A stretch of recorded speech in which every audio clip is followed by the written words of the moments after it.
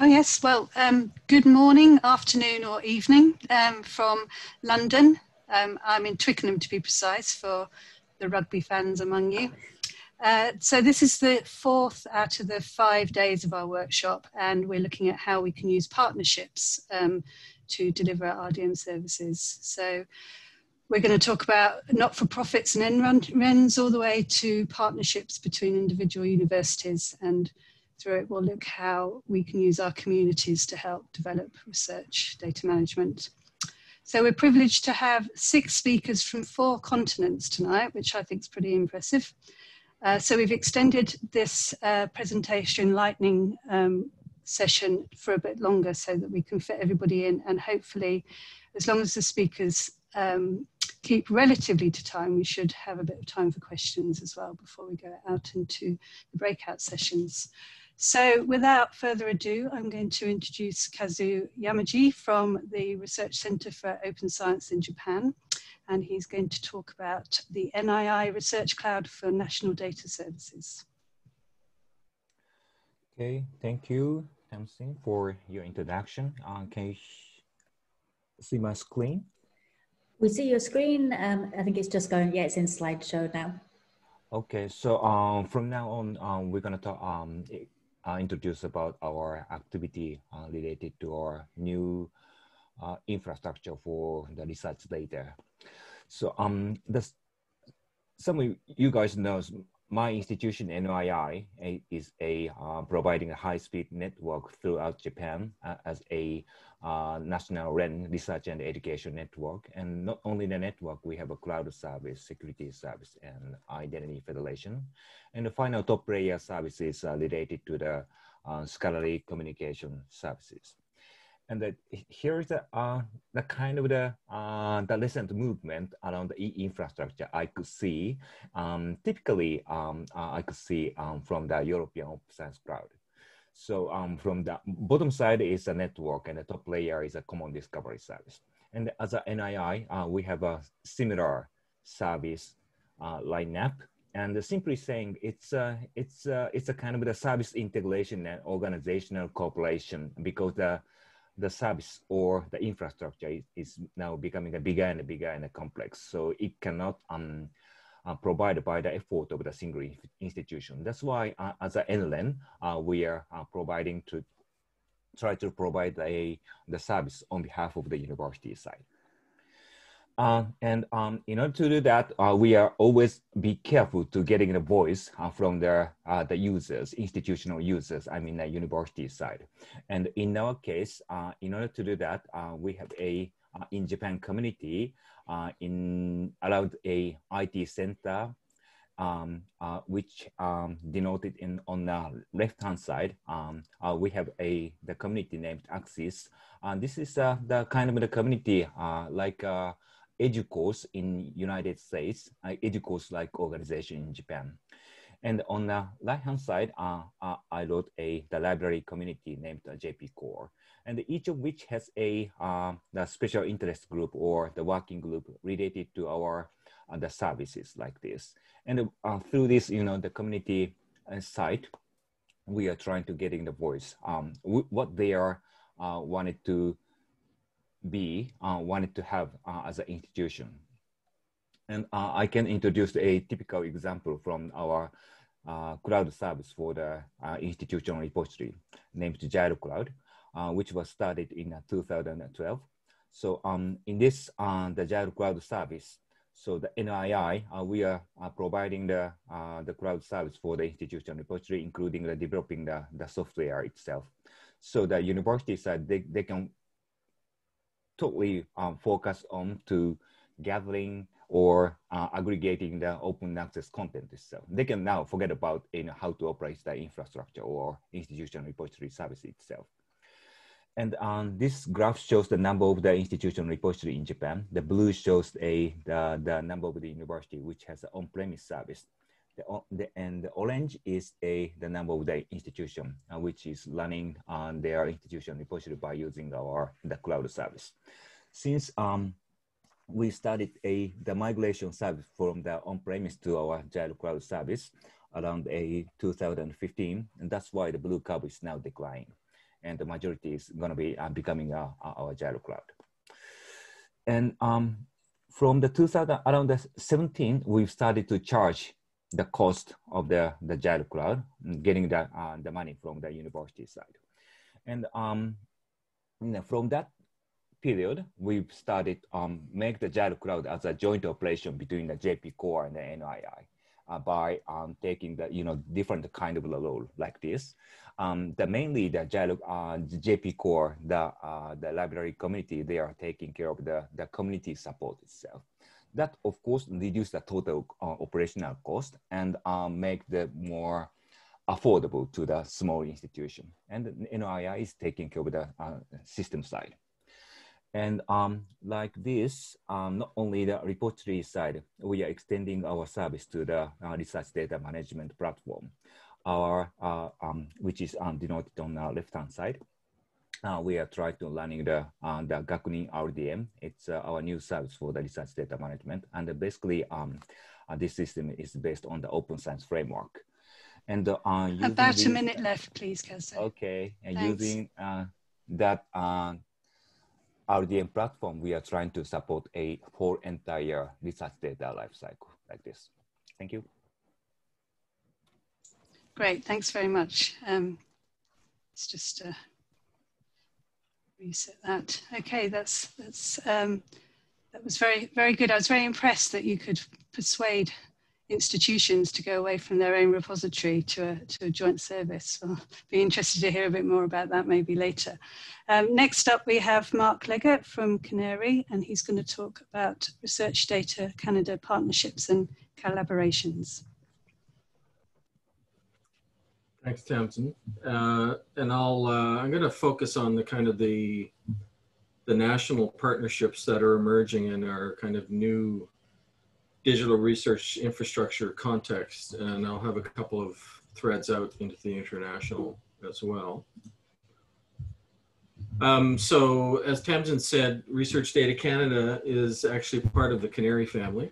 Canary is RDC's funding organization. Having said that, RDC is one of the very unusual programs in the Canary context.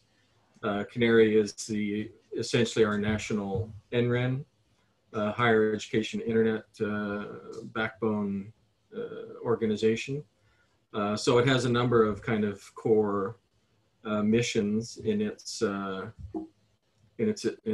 efforts, but it's certainly one of the key ones is one that would be familiar to some of the people on this, is managing the National Research and Education Network and also engaging in the international GREN context.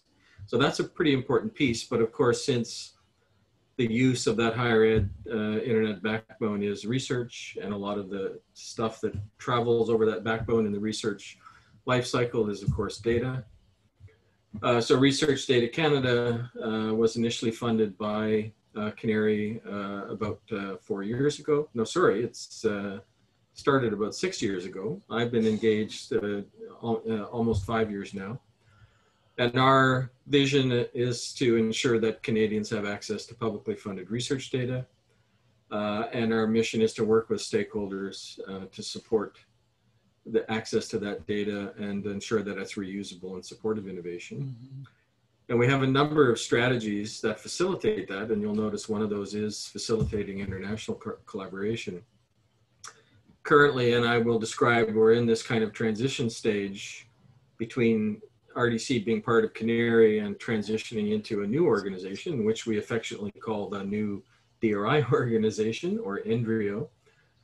It has yet to adopt an official organizational name. They just hired their first CEO last month, so things are just getting underway. So in order to facilitate that national effort, RDC strategy for the next 2 years is embedding our national data services framework concept nationally, strengthening the RDM ecosystem in this NDRIO transition, and building international linkages and partnerships. So that's where my focus is. The National Data Services Framework is essentially those 3 items in that second bullet set, which is essentially a conversational context, some agreement nationally on best practices, standards, and protocols. And ultimately, as NDRIO emerges from this, in this new national context, a suite of interoperable services and resources. We've taken a very lightweight approach to both funding the development of existing and new platforms and initiatives very deliberately. Sometimes people kind of scratch their head when I send them this, when they ask, what's your National Data Services Framework document set? What can I read? I send them this and a couple of other kind of current documents. So we take a fairly lightweight approach, but ultimately the goal of RDC and Canary in providing the funding over the last couple of years to support some new platform development has been to encourage interoperability nationally and internationally. And then part of that conversational context in particular is something that we've called the Canada Declaration, which is a higher level principles-based document that helps to drive the conversation and hopefully also helps to drive the development of those best practices and services. So a little more about NDRIO. It has just over 300 million of funding over 5 years to establish a new national not-for-profit. So it is a very direct and intended sibling of Canary.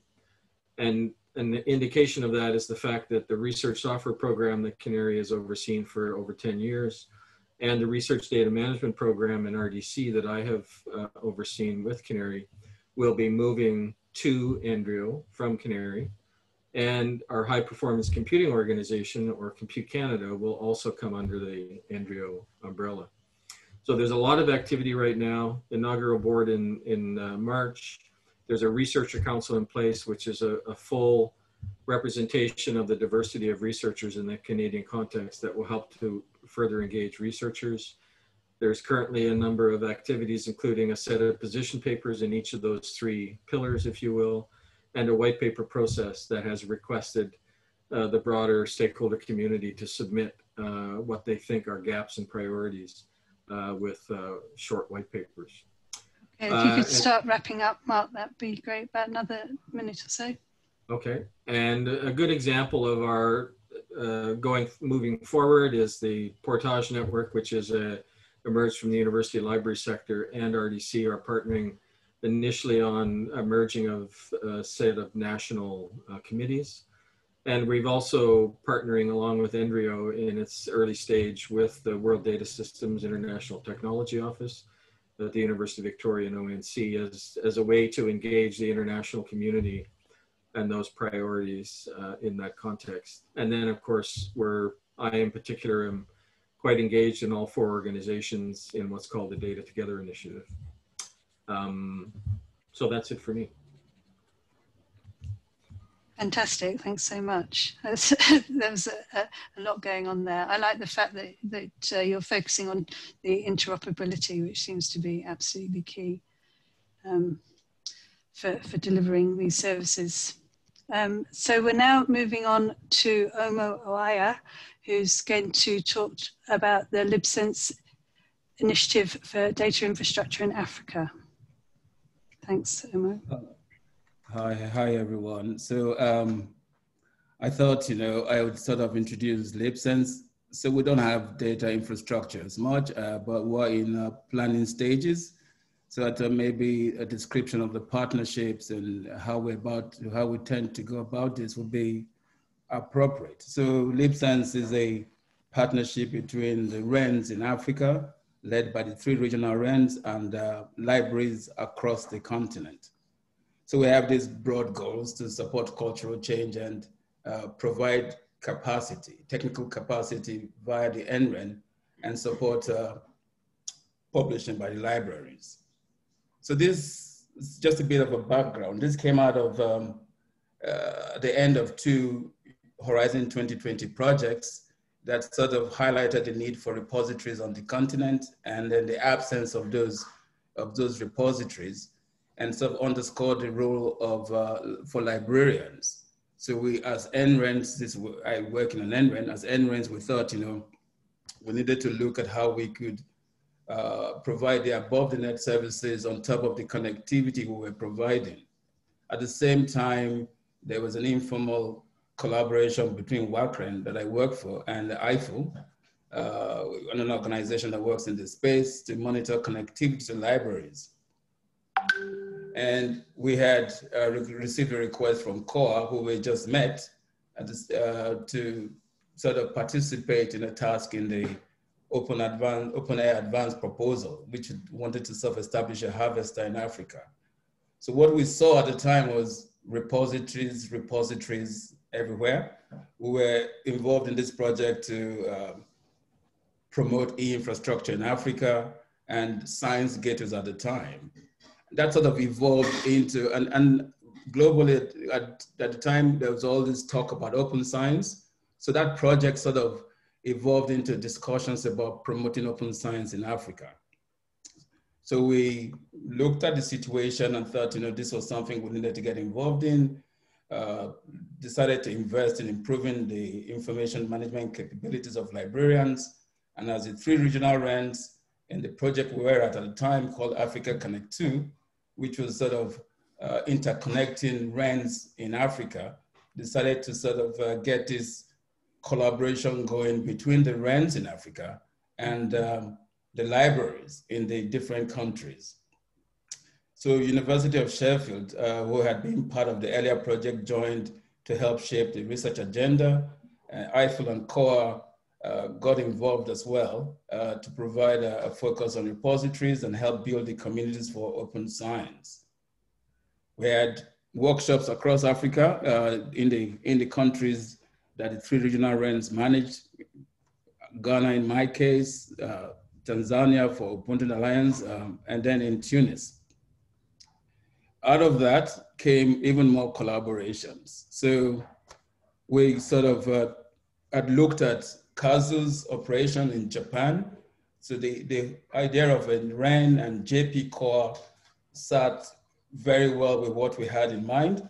So we had got into collaboration with NRI to set up a sort of what was a demonstrator repository and research data management platform, and sort of collaborate in developing those.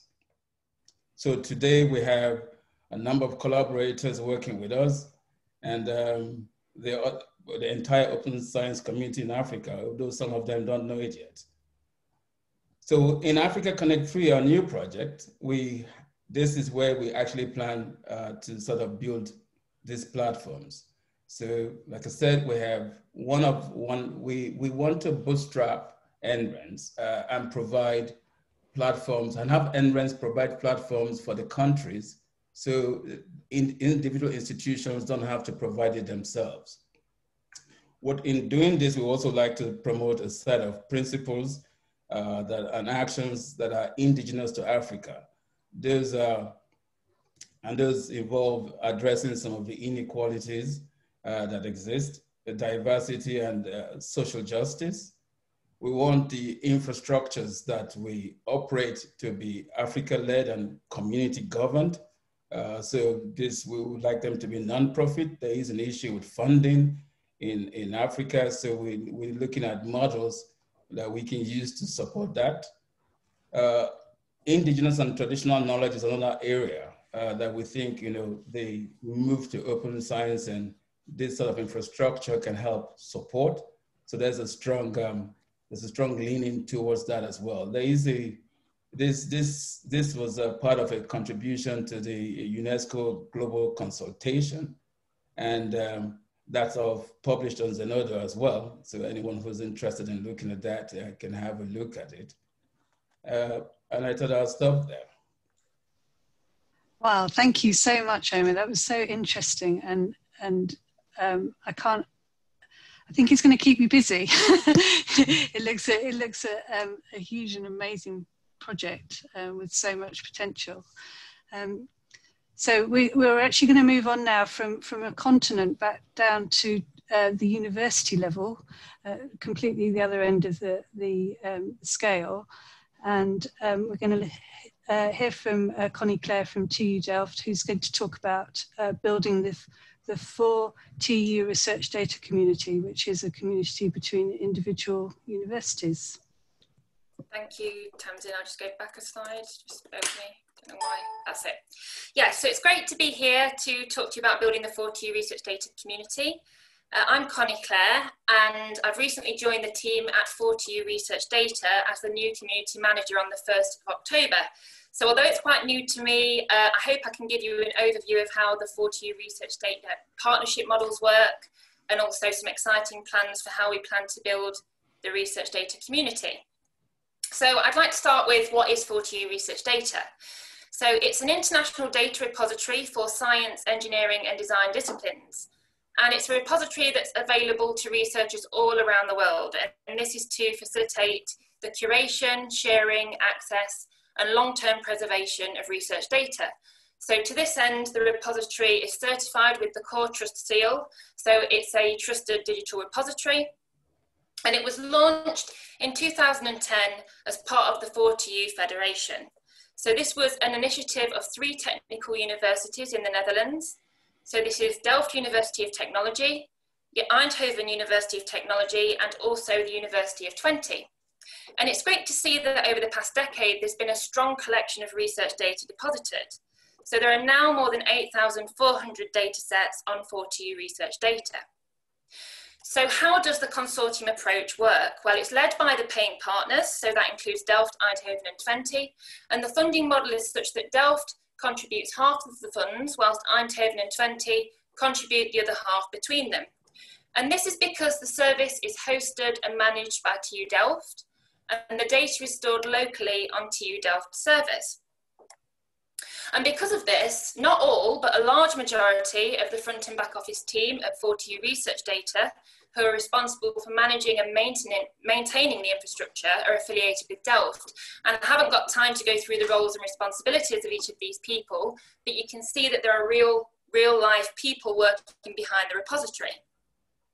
So there is a steering board, and representatives from the partner institutions actually sit on that steering board to build an attractive and an efficient business model for all partners.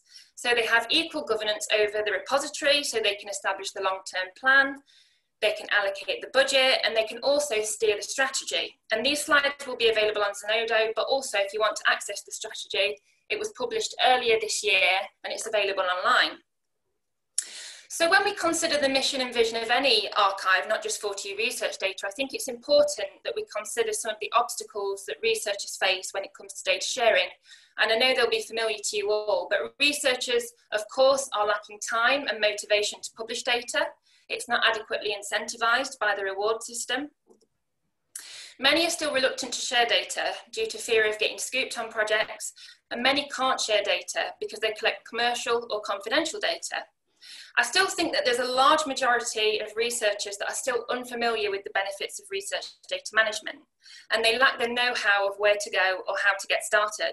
And I think that you'd agree, a lot of researchers think that open science is a top-down external driver that's forced by funders and other stakeholders. So what can 4TU research data do to overcome some of those obstacles?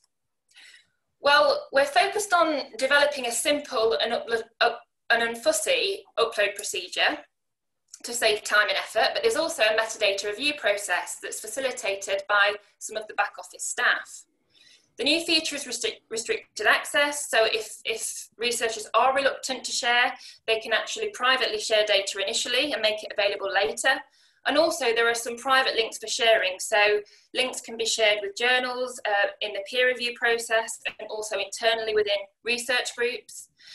And when it comes to raising awareness about research data management, I think networking and training is really important. So part of my role is to collect some use cases to raise awareness about research data management and also educate researchers on the functionalities of the repository.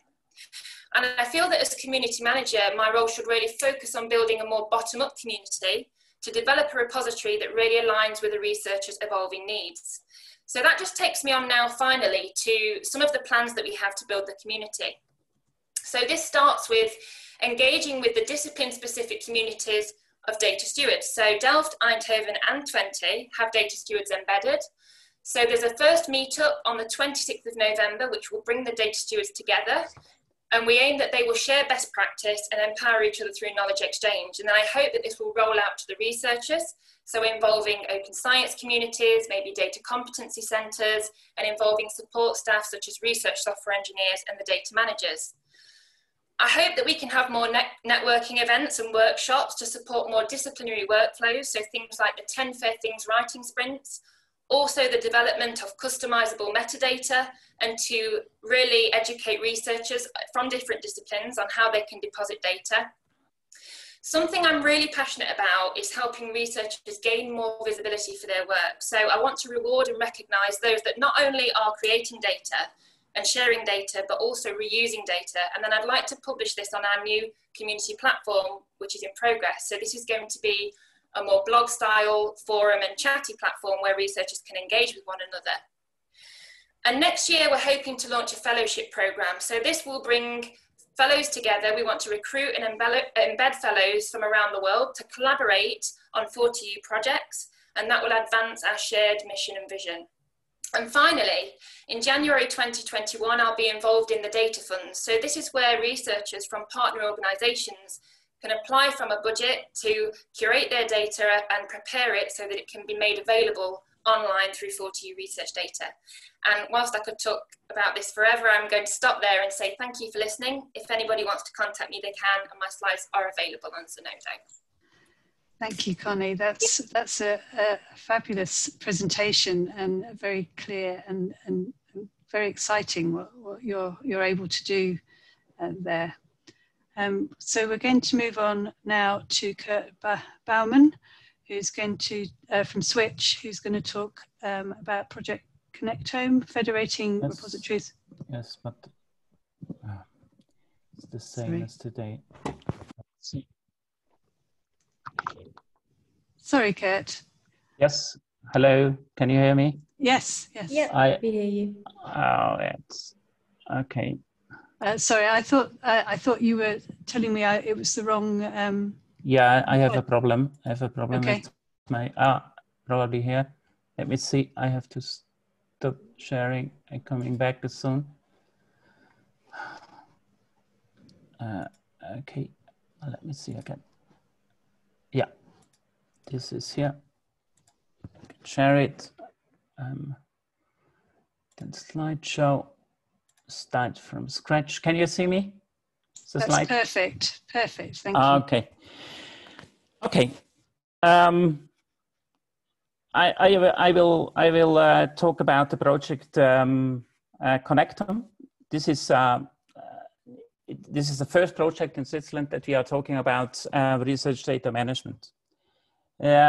Switch is the National Research and Education Network, and it's connecting 48 organizations, universities of applied sciences, and educational institutions. And their foundation is maintaining and providing the technical groundwork for delivering services to teaching and research.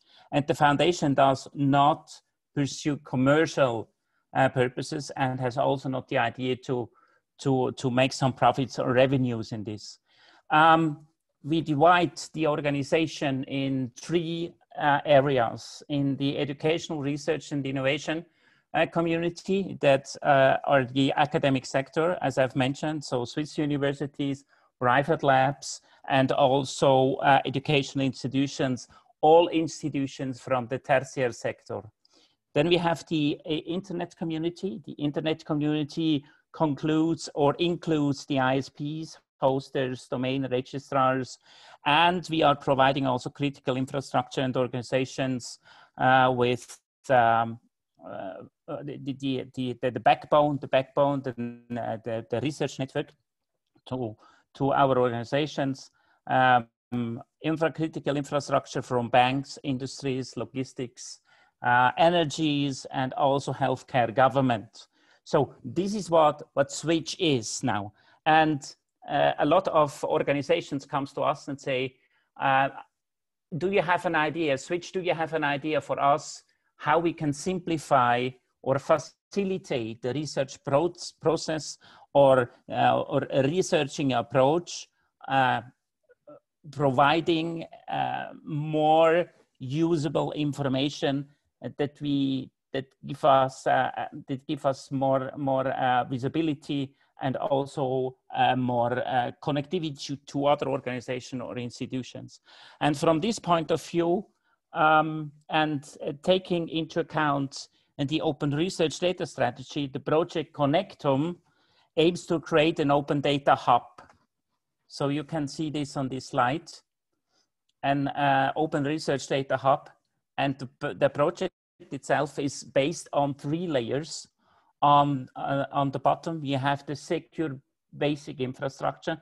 This is our I would say, database or Kubernetes cluster that helps us to collect a lot of data and to analyze and prepare this data. This infrastructure was built together with the EPFL from the Blue Brain project.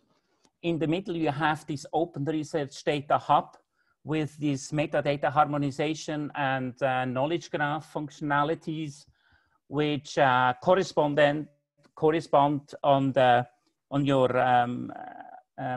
left-hand side with the decentralized repositories in context with the linked data pipeline that allows us from decentralized repositories feed data, metadata, primarily metadata in our open research data hub, and corresponds with a knowledge graph from this metadata on top to deliver for our universities and organizations special services. Currently, generic services, discover services, organized services, and insight analytics within this cluster. And in the future, we would like to go to specialized services that we have directly access on top of the knowledge graph to special services that help them to find collaborations, to have connectivity to other resources or documents that help us to force the research approach.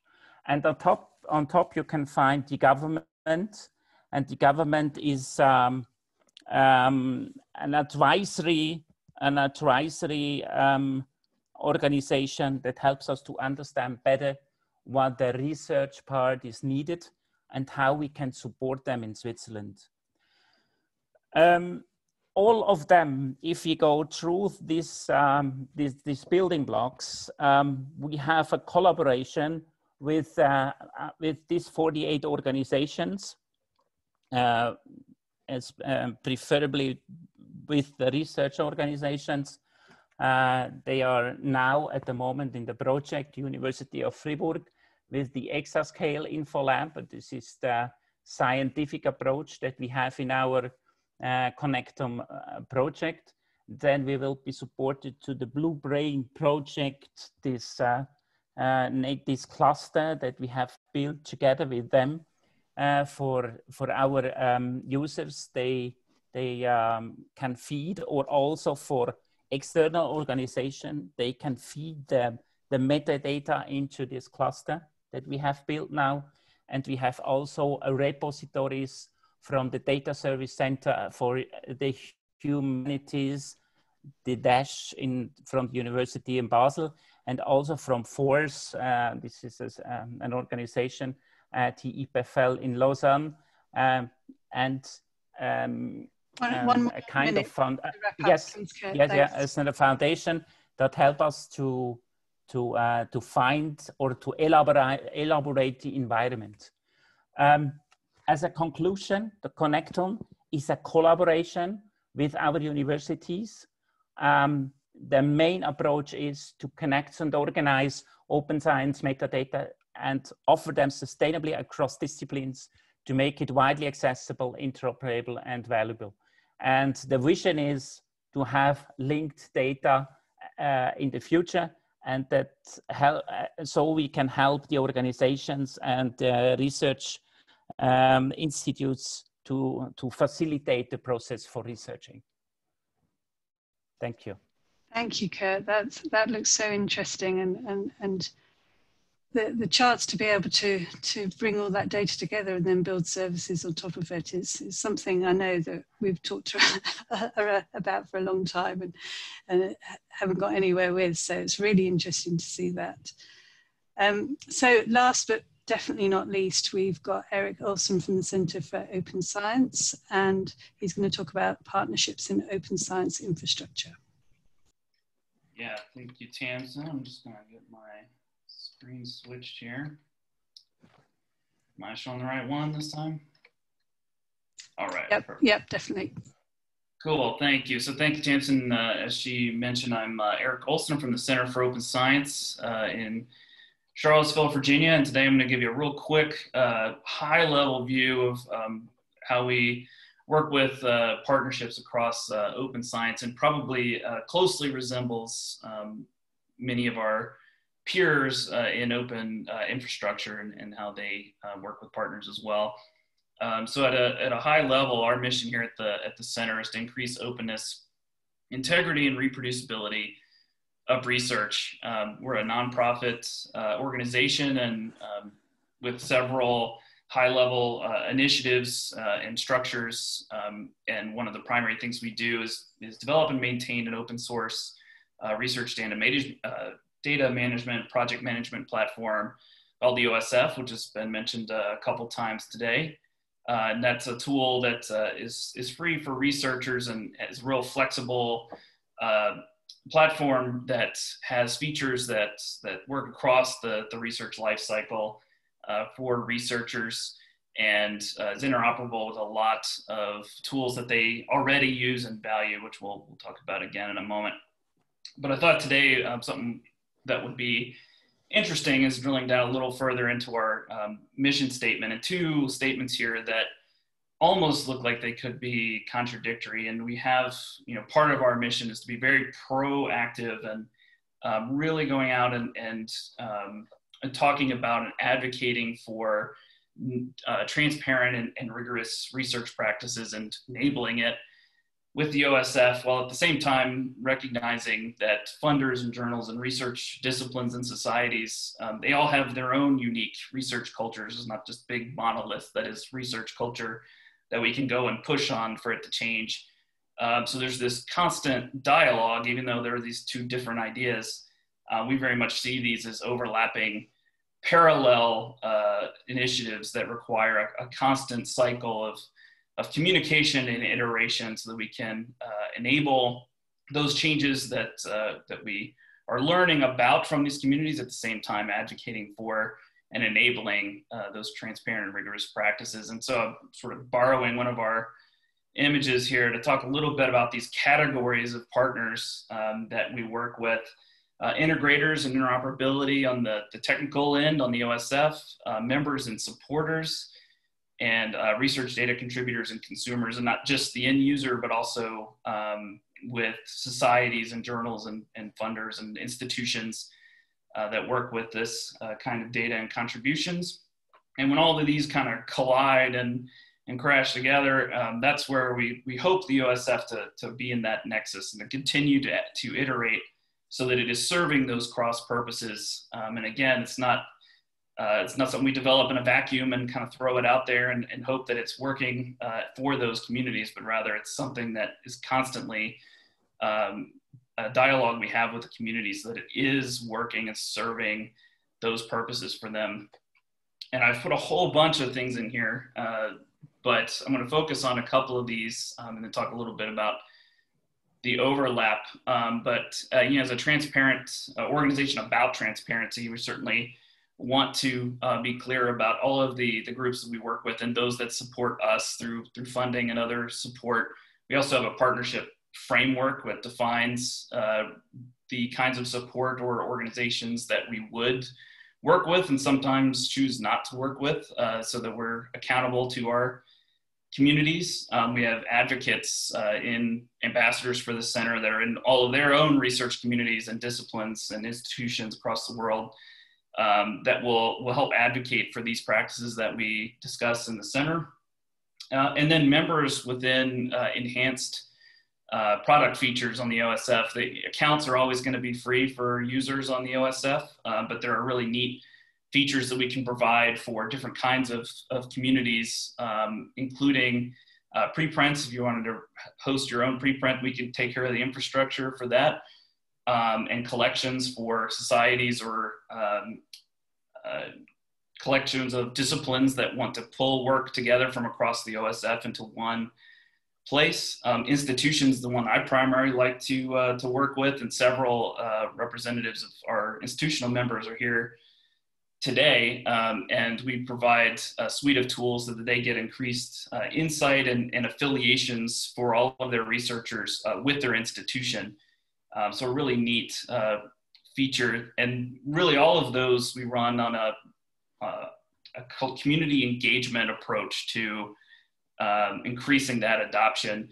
So we have, with institutions alone, we've got members in 8 countries on 4 continents, and several of those are working on a new consortium model that would allow these institutions to not just sort of share in on the financial or business side of things, but also to build new ways for them to rely on storage locally that would help them immensely with their data needs, data policy needs that are difficult to work around. In many cases, my infrastructure friends around the community can tell you.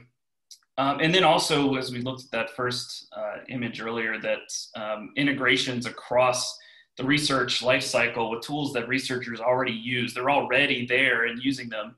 If we can build them into the OSF so that we're going to where they are, we're providing real value there. And I have the institutions and these integrators together because we see a lot of overlap here where institutions or researchers at these institutions are actually developing those integrations as their own community of practice projects that will get merged into the OSF. So real exciting work that's happening there. And as they do that, it continues to increase the value of the OSF itself and the number of disciplines or kinds of researchers that would be willing and able to adopt the OSF or the tools that are integrated with the OSF.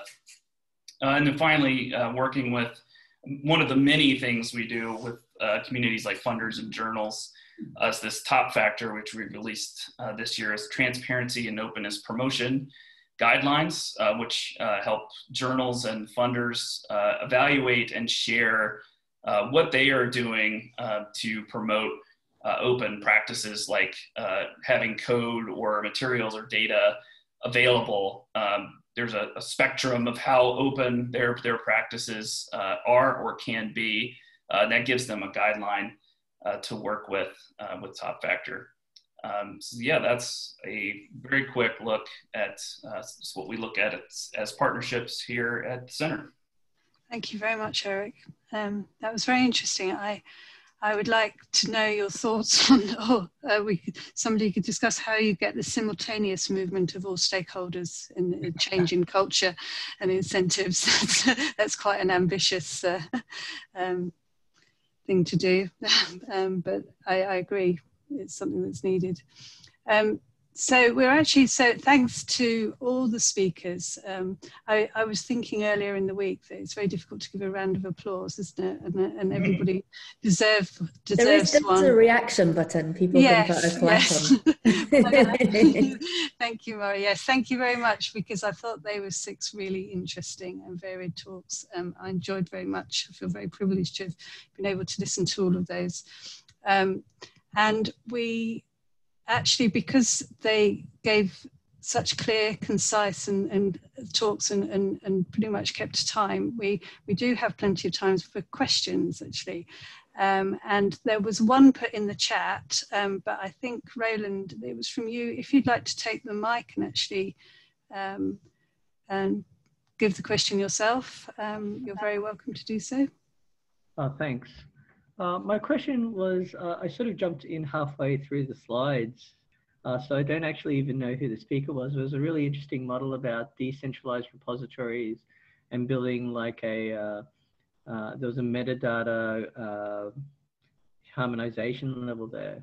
I was just sort of curious about what kind of data harmonization it really is in terms of just making sure fields mapped to other fields, or is it at a deeper level? And if it's at a deeper level, is there any, what's the situation around the manual data curation or the oversight to, if there is some deeper level alignment of terms and everything else like that? Because I think that would be quite a challenge. So Roland, thanks. I think that was to Kurt. Yes. No, at the moment I have to say it's only the metadata level that we are allocate now. And for the future, yes, we would like to go on a deeper one. But this is something that we have also we have to make the experience on that, right? What is enough? What is the best metadata set? So the metadata harmonization, I would say we can describe it as looking for the greatest common denominator, right? So what is the best or the minimum metadata set that we can offer to the various disciplines that help us to cover a lot of requirements and also a lot of I would say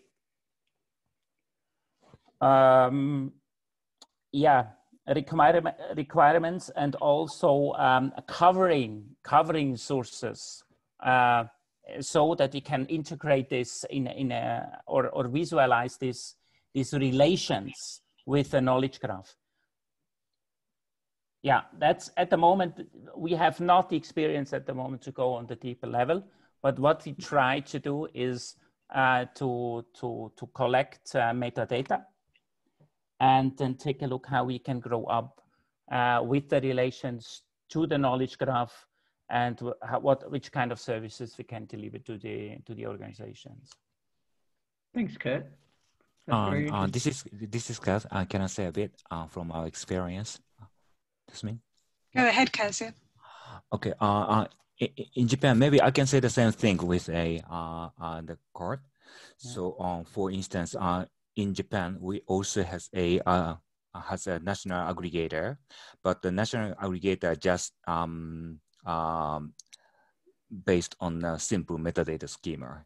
It's a kind of an extension of the Dublin core. Of course, we are looking at a open air schema or core schema, but it's a simple one.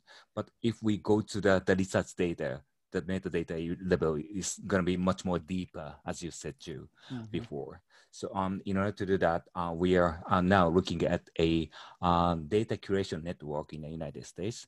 This is a framework and helping the curation work each other beyond the university. So in order to to get a more deeper metadata collation, so we are trying to implement this kind of framework in Japan, but in a future work.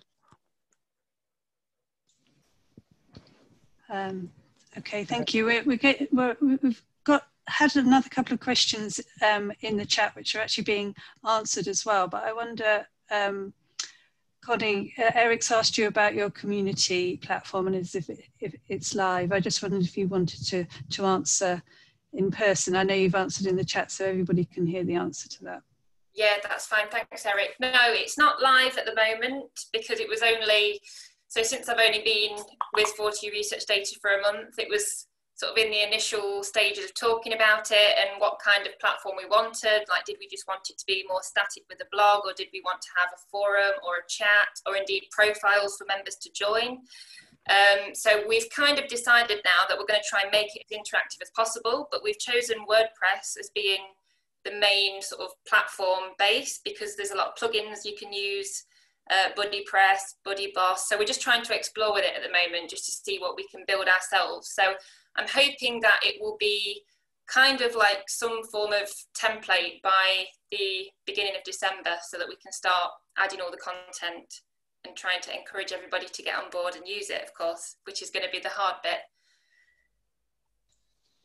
Thanks, Connie. I've just been prompted. I was monitoring the chat, but not the hands going up. John, maybe you had a comment to make on the previous discussion.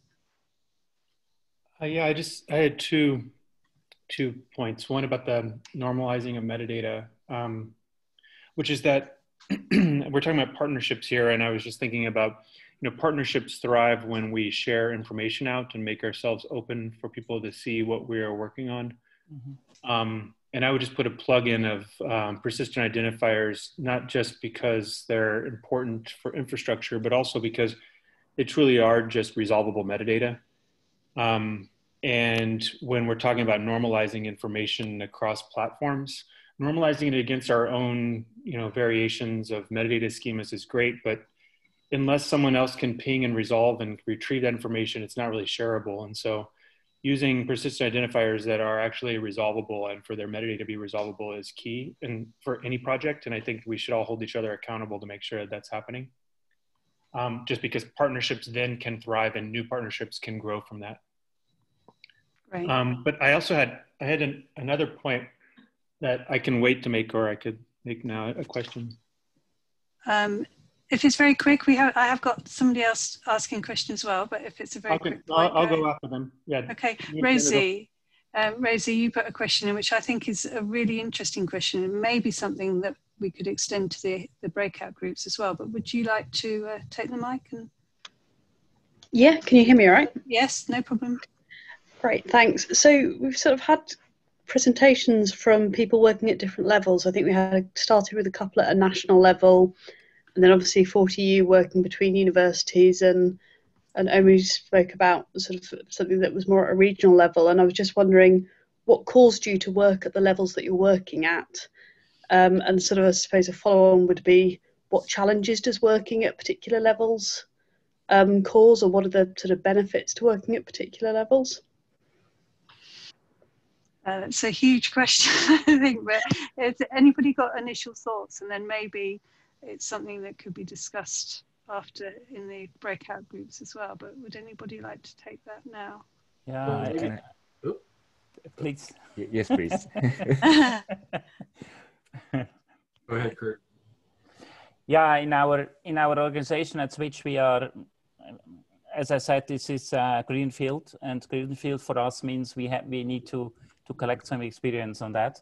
And this means also that we have the organization, we are staying in such kind of labs, right? About a start period and an end period, about max 3 months. And that we have small sprints in there, and we try to elaborate the needed knowledge or the expertise, for example, for linked data pipeline. This is one sprint that we had, and we make this experience step by step by step by step. Thanks. Kazu, were you going to come in on that? Yes. As I shown in my repository, number of the repository in Japan. So at the beginning, the university, they are running the repository system by their own effort. But when we start our cloud service, they have started to use our service. So based on this experience as a national REN, so when we start to provide a research data management service, we don't have to do the similar things. So the infrastructure level is for the research data management. It's not the competitive field. So it's a kind of, the collaborative field. So as a common infrastructure, we are thinking like that way, and are trying to running the national level research data management side for the university side. And the university, each individual university, they can compete each other by the content or the research itself. So this is the idea, basic idea. Okay, thanks. I wondered whether Omo, you've got anything to share with that, because your network is potentially huge. So I wonder if you have got thoughts about. Well, it'd be interesting to know whether you started small and then started and moved across the whole of Africa, or how did it all start, and how did you choose where to direct your work? We didn't choose, it just chose us. Okay. It was about solving problems. So as we sort of looked at different ways to solve basic problem of providing the infrastructure, it made more sense to share it. So shared infrastructure was foremost on our minds. Then we looked at the models that existed. That's how we got that's how we got involved with Kazu. And as things have evolved, we are seeing that there's a global shift towards shared infrastructures. So that's sort of so what we're looking at doing now is understanding how we can actually fund that, how we can cater for the other issues. We have an existing collaboration framework with research networks. So those frameworks we can exploit on a national level. They already have the universities in some construct collaborating, and these same universities need this infrastructure. So it's and there's also the migration to cloud. So more of the constituent members understand the need for a service provider. So it's a natural fit for us. Perfect, thank you. So we were due to have a break at 9. So John, if you'd like to come back in and give your other comment, that would be great. I didn't want to hog the mic, sorry. I just wanted to bring up this, go back to what I think Kazu and others have said about diversity of approaches. We are not here necessarily to compete against each other. We're here to complement each other, and we're here to offer services that that kind of meet the goals that we put in front of us ourselves. And each of these initiatives that we're talking about, the way that we can, I just had a question, because it's like a big way that happens is by knowing your own scope, right? You can't know what you are or are not intentionally or unintentionally competing within your ecosystem if you don't know what your core scope is that you're trying to do. And so there is a level of self-reflection that has to happen on a lot of projects about, like, what are we here for, so that we can understand what partnerships we're open to. And so I think that some of this it's important when we're talking about these things. Some of it's a little easier if you're talking about national mandates or, African mandate, these kind of things. But it's also, it's difficult because we do have lofty goals, all of us, around, like, we want to change the world. We want to open up science. We want to support researchers. These are big things. That's not a really good scope. And if you want to do everything, then how do you make it so that partnerships are valuable? If you think of your scope as everything. So it's really a question maybe to the panel and to others about, like, how do you make sure that we hold ourselves, each of our projects, like, to a concrete scope that allows us then to build meaningful partnerships across different projects? I think that's very important. I wonder whether that's something that could be discussed in the breakout groups. We've reached the official end of the session. So what's due to come in now is a comfort break, and then when we come back, we'll be moved into our breakout rooms. I think the magic elves will do that. Yeah, no, I've got those set up ready. I actually forgot an announcement at the start, so I'm going to take, like, just 1 minute of your time. Sure. Just to make a quick announcement, and then we'll have the break. So I don't know if you can see the screen here. We asked a question, like, in the opening about whether people would like some kind of social, and we had a web form for that. Various people have signed up. So what we've decided to do for tomorrow, we're going to run like a half hour on this Run the World system, which is a little bit like a speed networking. It will randomly pair you with somebody else for 5 minutes. And then we're also going to open the main Zoom room earlier. So if anyone wants to just have, like, informal chat with other people who've been at the event or with the organizers, that's an option, like, in the hour before the session starts. And then we've also shortened the session tomorrow, given that it's a Friday night for all of those in Europe. So we're just going to have a 1 hour panel session, just kind of wrapping up what we've learned through the week and what we want to do next. So that social element's optional, but if you do want to come specifically to the Run the World bit, we need to send you the sign up details and where to log in. So I'll put this Google form in the chat, but if you haven't already completed it and you're interested in coming to that, just fill in your details there, and then we know who to contact.